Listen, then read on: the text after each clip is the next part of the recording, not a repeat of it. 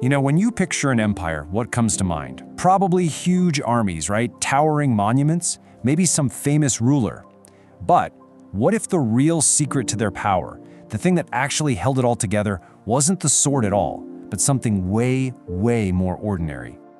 And that brings us to this idea from a report called The Administrative Imperative. It gets at this huge paradox, this contradiction at the heart of power. It's saying that the empires that really last, the ones that stand the test of time, weren't built on military might. They were built on something else entirely: how well they managed information. And this really lays it bare, doesn't it? Think about it. The sword, that's for conquering territory. It's a tool for a single violent moment. But the pen? Oh, the pen manages that territory. It's the engine that keeps things running for centuries. It's what turns a quick win into a civilization that lasts. So that begs the question, what is the true engine of an empire? Is it all about brute force, or is it something quieter, something more relentless? The power of just keeping track of everything. Welcome to Insight History HD. Together, we're going to peel back the layers of these narratives, the ones that have been locked away in the archives of history for way too long. I like to think of every great empire as running on an operating system. And no, I'm not talking about software. I'm talking about an invisible code, this whole complex web of rules, records, and messages that somehow lets a massive, sprawling society act like a single entity. And that operating system has a name we all know: bureaucracy. Yeah, I know, it sounds boring, but stick with me. It's the invisible force that makes sure an emperor's order is actually followed 1,000 miles away. It's the system that figures out how to collect taxes, how to get food to the army. It's what stops the whole thing from just collapsing under its own weight. And this technology of administration, it's been evolving for thousands of years. I mean, we started with simple little clay tokens just to track goods. Then came cuneiform tablets for transactions. Then, the Egyptians came up with papyrus, which was a total game changer, super portable.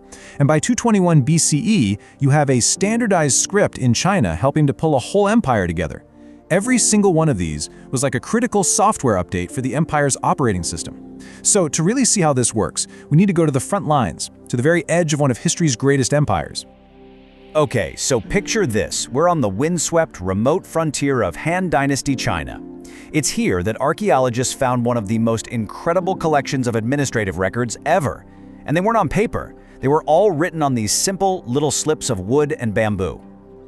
Out in the sands of a place called Juyan, they dug up over 40,000 of these things. Just let that number sink in, 40,000. And what's so amazing is that this isn't a collection of grand royal decrees from the emperor. No, this is the raw, day-to-day, unfiltered data of an empire in action. In fact, researchers basically call it an encyclopedia of daily life. It's not about big pronouncements. It's about the nitty-gritty, the absolutely essential details from the furthest edge of the empire. We're talking supply logs, requests for time off, even personal letters. This is where you see that imperial operating system working at the most microscopic level. And tucked away in all these records, you find these incredibly human stories. So, the China Daily, in an article called Voices from the Han Frontier, points one out. It's a simple IOU from a soldier, a guy named Wang Xuan. He bought some licorice and promised to pay for it when he got his salary in a few months. Think about that for a second. 2,000 years ago, the empire's massive administrative machine was keeping track of one soldier's tiny debt. If that doesn't tell you everything you need to know about its reach, I don't know what does. And it wasn't just about personal debts, of course. These slips lay out super precise military protocols, like exactly how and when to light beacon fires depending on how many invaders you see approaching. It was, as one researcher put it, a mature information transmission system. Out there on the frontier, this boring-sounding paperwork was literally the line between staying safe and total chaos. All right, let's fast forward about 1,000 years, and we're going to jump thousands of miles to the west. Another empire comes along and just perfects this whole art of controlling information. Now, we usually think of the Mongols as this purely destructive force, right? A giant horde. But the truth is, they built one of the most sophisticated communication networks the world had ever seen.